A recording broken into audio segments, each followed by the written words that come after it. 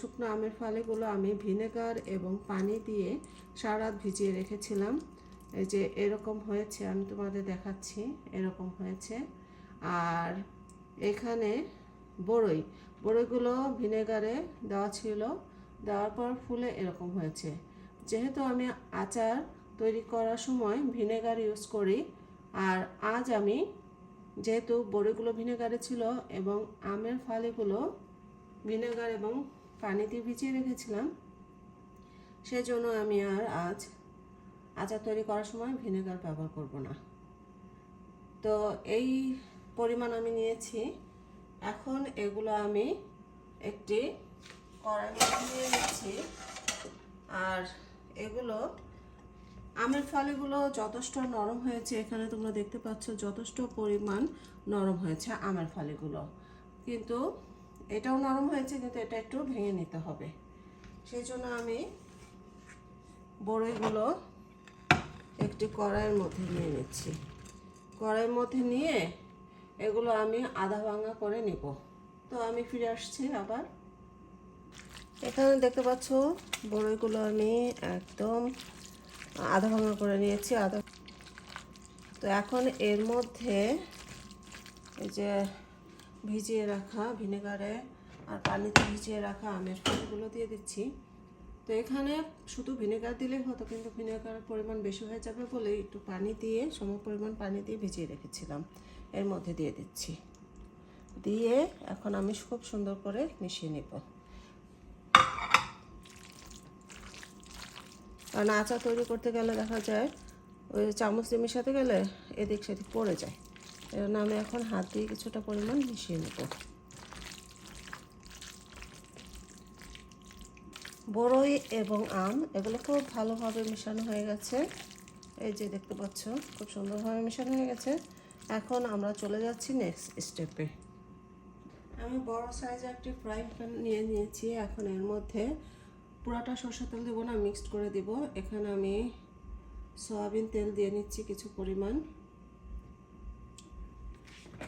আর এখন এর সাথে দিয়ে নিব সরিষার তেল।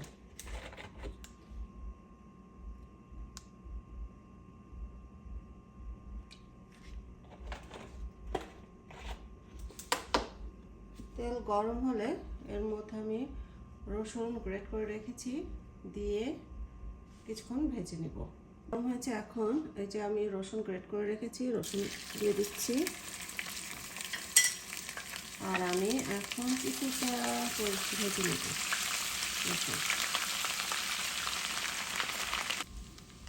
রসুন। এখানে ভাজা হয়ে গেছে, আমি একদম গোল্ডেন করে ভাজবো না, হালকা ভেজে নেব। এখন এর মধ্যে আমি মাখিয়ে রাখা আম এবং বড়ই মিশ্রণটা দিয়ে দিচ্ছি।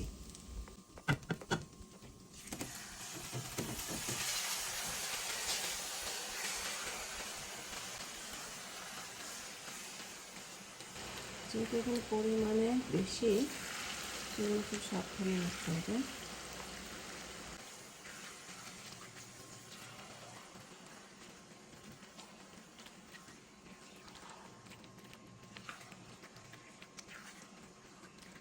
আমি কিছুক্ষণ জাল দিব, তারপরে আবার অন্য অন্য জিনিস মিশাবো। তবে আমি বলে রাখছি, এখানে কিন্তু আমি লবণের পরিমাণটা কম দিব, কেননা ভিনেগারে ভিজানো ছিল যেহেতু আম এবং বড়িগুলো, সেহেতু লবণ পরিমাণে কম লাগবে।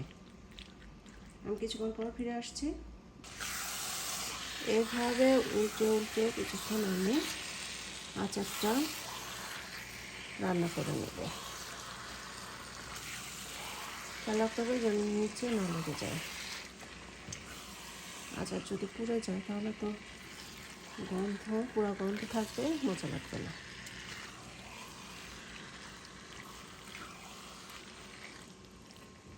আর কিছুক্ষণ রান্নার পর আমি মশলাগুলো দিব।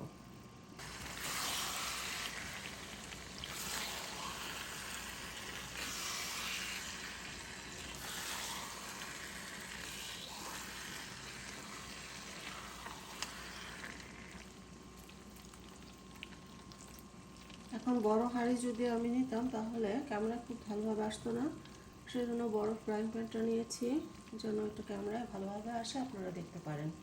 এখন আমি মশলাগুলো দিয়ে দেবো একে একে। তো এখানে আচার যেহেতু আছে, এখানে আমি 1 চামচ পরিমাণ হলুদ দিচ্ছি। চামচটা বড় তো সেজন্য 1 চামচ যতটুকু হয় অতটুকু করে দিলাম। আর মরিচের গুঁড়া দিচ্ছি, মরিচের গুঁড়া 2 চামচ পরিমাণ দিব।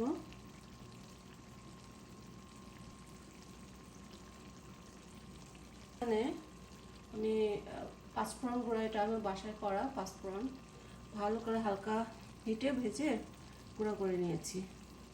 আর পাঁচফোড়ন গুঁড়া দিচ্ছি 2-4 চামচ পরিমাণই দিয়ে দেব।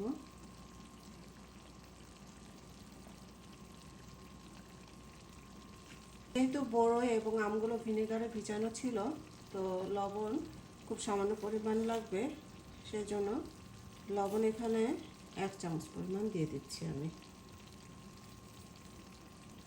চিনিটা পরে দিলেও হয়, তবে আমি এই পর্যায়ে দিয়ে দিব, কেননা সময় স্বল্পতার কারণে আমি একসাথেই দিয়ে দিচ্ছি।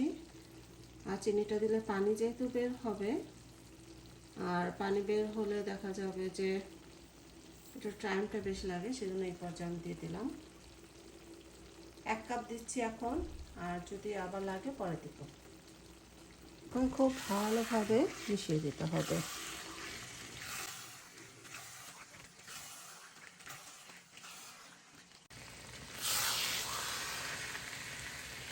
এভাবে অনবরত কিছুক্ষণ নাড়তে হবে, কারণ না হলে নিচে ধরে যাবে, যেহেতু চিনি অ্যাড করা হয়েছে। আর এভাবে সাইড থেকে ভিতরের দিকে এভাবে নাড়লে ওই যে সাইডে যে তেলটা থাকে ওটা পড়ে যায় না, নাহলে এলোমেলোভাবে নাড়লে দেখা যায় তেল বাইরে পড়ে যায়।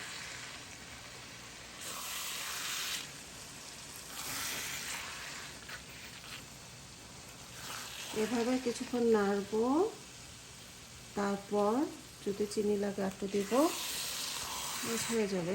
খুবই সহজ, কারণ ঘরে অনেক দিন ধরে ছিল কিন্তু খাওয়া হচ্ছিল না।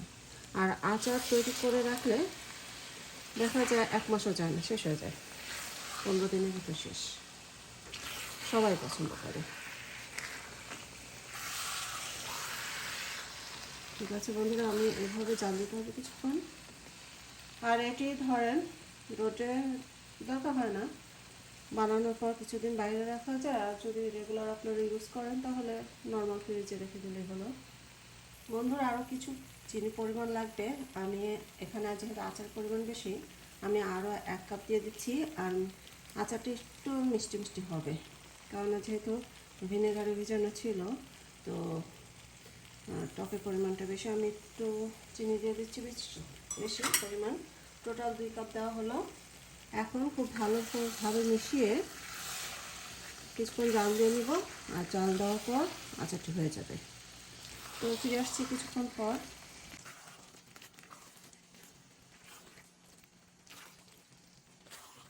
এখন আচারটি শেষ পর্যায়ে থেকে আমি এখন অল্প পরিমাণে চিলি ফ্লেক্স দিয়ে দিচ্ছি।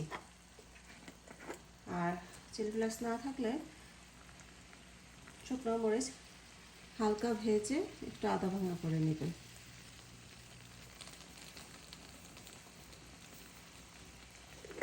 এখন ভালোভাবে মিশিয়ে নিলে আচারটি হয়ে যাবে।